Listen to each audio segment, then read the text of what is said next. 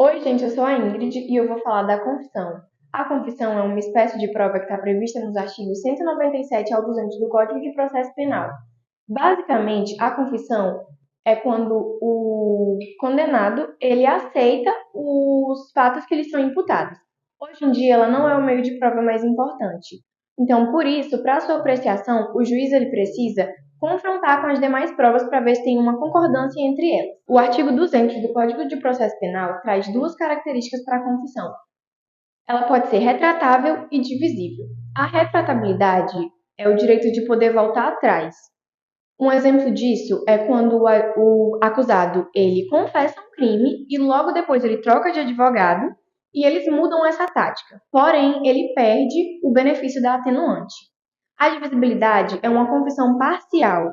Um exemplo disso é quando o acusado está sendo imputado de dois crimes e ele confessa apenas um. A gente trouxe também o conceito da autoacusação, que é o reconhecimento da infração por alguém que sequer foi indiciado. A doutrina, ela se aprofunda trazendo as seguintes espécies de confissão: simples, que é o reconhecimento de forma pura e simples dos fatos; qualificada, que é o reconhecimento, mas ele traz fatos impeditivos ou modificativos. Um exemplo disso é quando o réu confessa, mas ele diz que foi por legítima defesa. Essa legítima defesa é um fato impeditivo de culpabilidade. Ela pode ser complexa, que é a confissão pura e simples de várias imputações; pode ser judicial, que ocorre em juízo, sob o contraditório e a ampla defesa; pode ser extrajudicial, que é fora da ação, como no caso da confissão dentro do inquérito policial. Ela pode ser implícita, que é clara e expressa, quando não deixa margem para dúvidas; e implícita, que é quando o réu ele pratica um comportamento que seja possível deduzir sua confissão. Um exemplo disso é quando um réu ressarce a vítima de prejuízos causados pela infração. Olá, aqui é o Martim. Continuando sobre confissão, temos três classificações. A primeira é quanto à autoridade. Ela pode ser judicial, quando acontece perante uma autoridade competente, ou pode ser extrajudicial, quando acontece fora do âmbito judicial. Um exemplo é quando acontece durante a fase de inquérito policial. A segunda classificação é quanto aos efeitos. Ela pode ser simples, quando o acusado apenas admite o crime cometido, ou qualificada, quando o acusado, além de admitir o crime cometido, agrega teses excludentes de ilicitude ou culpabilidade. A terceira classificação é quanto à forma. Ela pode ser explícita, quando acontece por meio da fala ou escrita, ou implícita, quando acontece por meio de ações que não são capazes de produzir defesa. Por exemplo, quando acontece uma reparação de dano causado. Além disso, temos também três requisitos intrínsecos. O primeiro é a verossimilhança, pois deve haver a probabilidade do fato ter ocorrido conforme a confissão do acusado. O segundo é a clareza, pois a confissão deve ser isenta de ambiguidades e contradições. E o terceiro é a persistência, pois a confissão deve ser uniforme e isenta de disparidades em todas as vezes que o acusado for ouvido. Por fim, temos três requisitos formais. O primeiro é a pessoalidade, já que a confissão pode ser feita apenas pelo réu. Além disso, a confissão de um dos réus não vincula aos demais. O segundo requisito é a voluntariedade, pois não se admite a confissão realizada sob qualquer tipo de coação. E o terceiro e último é a rigidez mental, pois o acusado só pode confessar se tiver plena capacidade de entender o que está falando.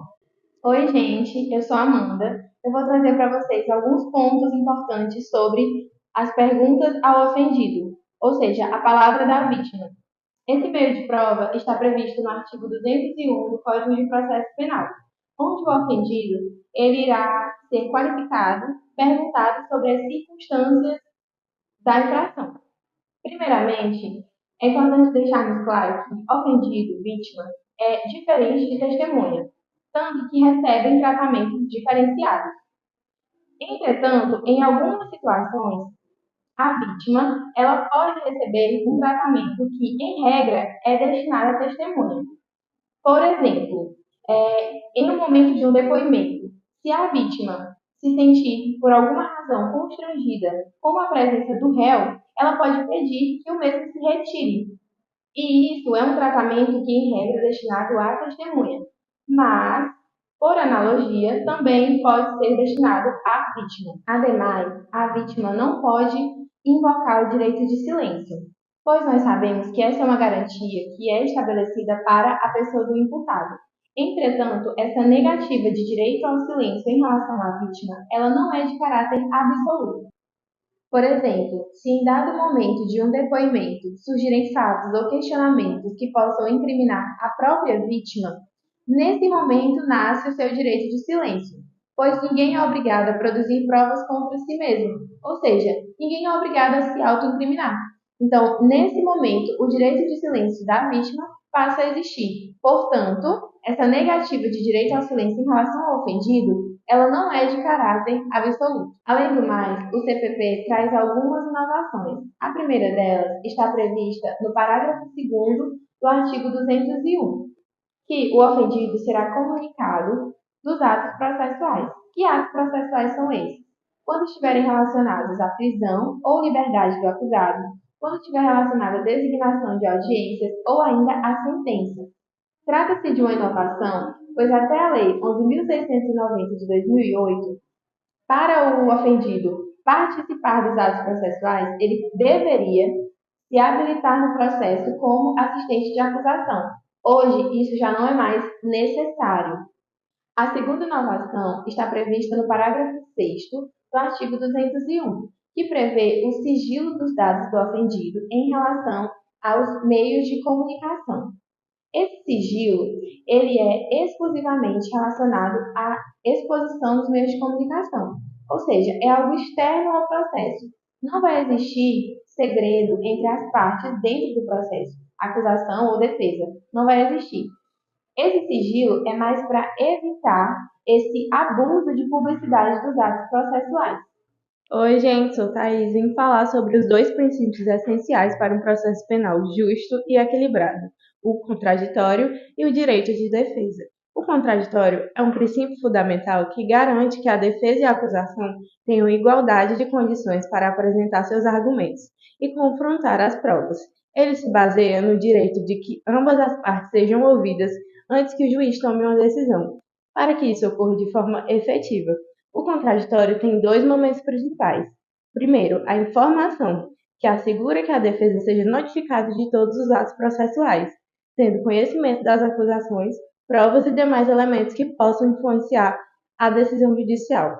O segundo é a reação, que permite que o acusado responda às alegações, apresente suas provas, impugne argumentos da acusação e requeira diligências para sua defesa. O contraditório é mais evidente na fase judicial, mas também pode ocorrer ainda de forma limitada na fase de investigação, garantindo ao investigado o direito à informação. O outro princípio essencial é o direito de defesa, que se divide em defesa técnica e defesa pessoal. A defesa técnica é exercida por um advogado e é considerada obrigatória e irrenunciável, pois o acusado, na maioria das vezes, não tem o conhecimento jurídico necessário para se defender sozinho. O advogado tem um papel essencial na identificação de nulidades e na interposição de recursos e na produção de provas. Se não houver defesa técnica adequada, o processo pode ser anulado, pois isso compromete a legitimidade da condenação. Já a defesa pessoal ou autodefesa é exercida diretamente pelo acusado e pode ocorrer de duas formas. Primeiro, a autodefesa positiva, quando o réu participa ativamente do processo, como em seu interrogatório, apresentando sua versão dos fatos e influenciando o convencimento do juiz. A segunda é a autodefesa negativa, quando o réu opta pelo direito ao silêncio, ou seja, não pode ser obrigado a produzir prova contra si mesmo. Isso significa que ele pode escolher não responder às perguntas sem que isso seja interpretado como sinal de culpa. Olá, sou Francisco Andrade e vou falar sobre a acariação. A acariação é um meio de prova previsto nos artigos 229 e 230 do CPP, e significa colocar cara a cara os acusados. Não só os acusados, como está disposto lá nos artigos 229 do CPP, a acariação é admitida entre acusados e testemunhas, entre testemunhas, entre testemunha e vítima e entre vítimas. Por quê? Porque pode ocorrer um crime com vários acusados, um mesmo crime com várias testemunhas e um crime com várias vítimas. Por exemplo, duas pessoas podem testemunhar o mesmo crime. Elas contam a mesma história durante o interrogatório. Mas durante o interrogatório, elas começam a divergir. E os pontos que elas divergirem durante o interrogatório é que serão o foco da cariação. Aí os cariados serão reperguntados sobre os pontos divergentes que ocorreram durante o interrogatório. Todo ato da acariação será reduzido a perda. A acariação pode ser realizada tanto na fase do inquérito policial, que é a investigação, como na ação penal em si, sempre respeitando o direito do réu de não participar do ato para não produzir provas contra ele, porque ninguém é obrigado, né? Lembrando que o foco da cariação sempre será as declarações divergentes durante o interrogatório, sobre fatos e circunstâncias relevantes para o andamento do processo. A cariação deverá ser feita em uma audiência e deve constar em ato a descrição das perguntas e respostas. Oi, gente, tudo bem? Eu sou o João Vitor e vou dar continuidade para o assunto de acariação. Para que a acariação seja feita, deve-se verificar os seguintes pontos: existência prévia de declarações, ou seja, que as pessoas tenham sido interrogadas antes. 2, que entre as declarações exista uma divergência. E 3, que o fato ou circunstância que se pretende esclarecer seja relevante para o processo. Agora eu vou falar para vocês sobre um procedimento jurídico existente chamado a carta precatória, que nela também cabe a acariação. A carta precatória é um instrumento jurídico que permite a cooperação entre comarcas diferentes e serve para facilitar o cumprimento das medidas judiciais. No Código de Processo Penal, a carta precatória é mencionada nos artigos 353 a 356. As principais características desta carta é uma solicitação que o juiz ou o tribunal realize um ato processual em outra comarca, permite a cooperação entre jurisdição distinta, instrumento também que facilita o cumprimento de medidas judiciais entre locais diferentes e, por fim, permite a cariação de testemunhas ausentes, né, que é o que é importante para o nosso assunto. Os elementos dessa carta precatória devem indicar os juízes envolvidos com nome, vara e comarca, indicar o ato processual que solicita, indicar também corretamente a pessoa que será intimada, fixando o prazo de cumprimento de ação requerida. Deve ter a assinatura do juiz e também alguns doutrinadores falam que pode também ser substituída por videoconferência, né, já que testemunhos também pode ser colhido através de videoconferência e pode facilitar para que o processo ande de forma mais célere.